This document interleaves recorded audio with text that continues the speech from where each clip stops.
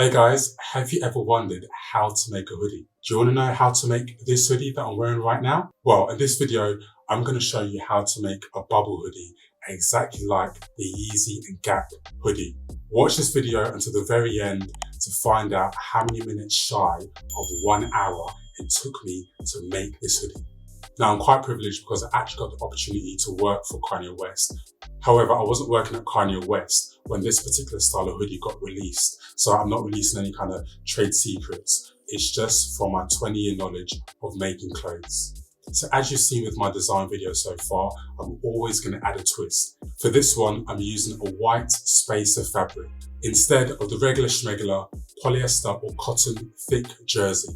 Now, one cardinal rule when sewing with this fabric is that you do not, under any circumstances, use an iron. It will literally disintegrate. As you know, one would usually start with the cutting process, but I'm not going to bore you with that in this video. I'm going to jump straight to the sewing, which is the really fun part. Now this time round, I changed the setup of my machines. I used a straight stitch machine and a 4/3 overlocker, and this was to achieve maximum efficiency. First off, I start sewing on my patch pocket, which is an asymmetric design by me. So if any of you guys are going to copy me, make sure you send my check in the post. Next, pretty much like I did in the Balenciaga t-shirt making video, I then jumped onto the shoulders and then jumped onto making the hood, which I did in 3 parts. Now, as you can see, the hood is made up of 2 pattern pieces and has gold eyelets. I had no intention to use cord, but I thought the gold eyelets would be a really nice touch of detail. Next in the process was stitching on my sleeves at the shoulder head. Next, I stitched the whole of the side seam closed from cuff to underarm to body hem.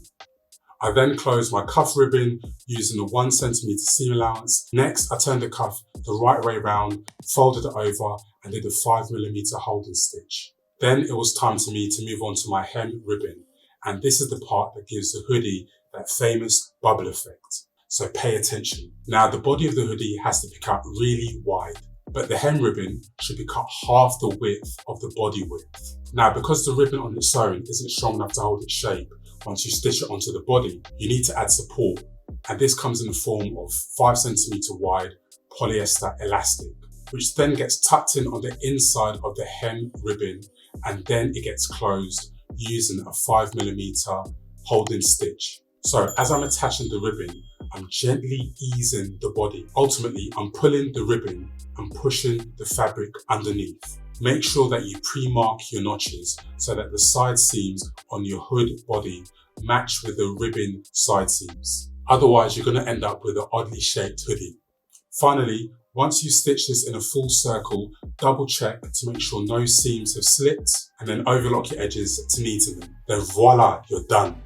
Time to model it.